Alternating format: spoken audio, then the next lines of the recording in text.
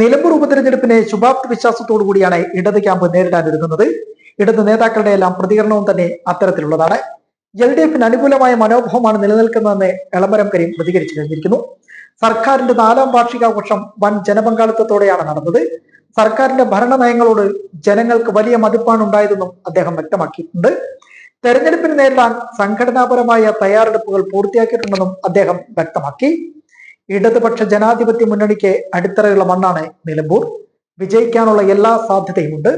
നിലമ്പൂരിൽ ഇടതുപക്ഷ ജനാധിപത്യ മുന്നണിയുമായി ബന്ധപ്പെട്ട ഒരാൾ പോലും അൻവറിനെ അനുകൂലിച്ച് വോട്ട് ചെയ്യില്ല.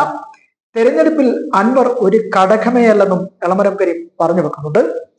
സംഘടനാപരമായ ഒരുക്കങ്ങൾ നേരത്തെ പൂർത്തിയായി കഴിഞ്ഞതായും ജൂൺ 2-ന് തെരഞ്ഞെടുപ്പ് കമ്മിറ്റി രൂപീകരണം ഉണ്ടാകുമെന്നും LDF കൺവീനർ TP രാമകൃഷ്ണനും പ്രതികരിച്ചു കഴിഞ്ഞു.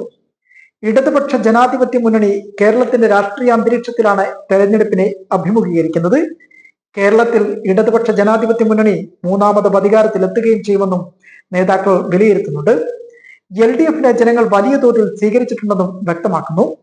തുടർ ഭരണം ഉറപ്പാക്കാൻ കഴിയുന്ന ജനവിധിയാണ് നിലമ്പൂരിൽ പ്രതീക്ഷിക്കുന്നതെന്ന് അഡ്വക്കേറ്റ് K അനിൽകുമാർ പ്രതികരിച്ചിട്ടുണ്ട്. അസന്നിഗ്ധമായ വികസന മുന്നേറ്റങ്ങളുടെ നിറവിലാണ് ഇടതുപക്ഷ ജനാധിപത്യ മുന്നണി. ഇടതുപക്ഷ ജനാധിപത്യ മുന്നണിക്കെതിരെ നിർമ്മിക്കപ്പെട്ട ആരോപണങ്ങളുടെ കാർമേഘങ്ങൾ സത്യത്തിന്റെ സൂര്യവെളിച്ചത്തിൽ ഒലിച്ചുപോയെന്നുമാണ് അനിൽകുമാറിന്റെ വാക്കുകൾ. കേരളത്തിലെ ജനങ്ങൾക്ക് നിലമ്പൂരിന് വേണ്ടി വോട്ട് ചെയ്യാൻ കഴിയുന്ന സുവർണ അവസരമാണ്. മുൻപും നിലമ്പൂരിലെ ജനങ്ങൾ ഇടതുപക്ഷത്തിനൊപ്പമായിരുന്നു.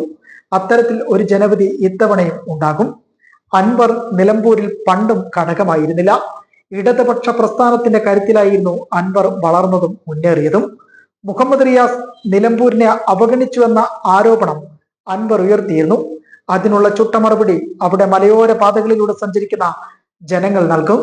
നിലമ്പൂരിലെ വികസനം കാണുന്ന ജനങ്ങൾ മനസ്സിലാക്കും 1000 കോടി രൂപ നിലമ്പൂരിലെ വികസന പ്രവർത്തനങ്ങൾക്കായി ചെലവഴിച്ചിട്ടുണ്ടെന്ന്. ഈ കണക്കുകളുമായാണ് LDF ജനങ്ങളിലേക്ക് ഇറങ്ങാൻ പോകുന്നത്.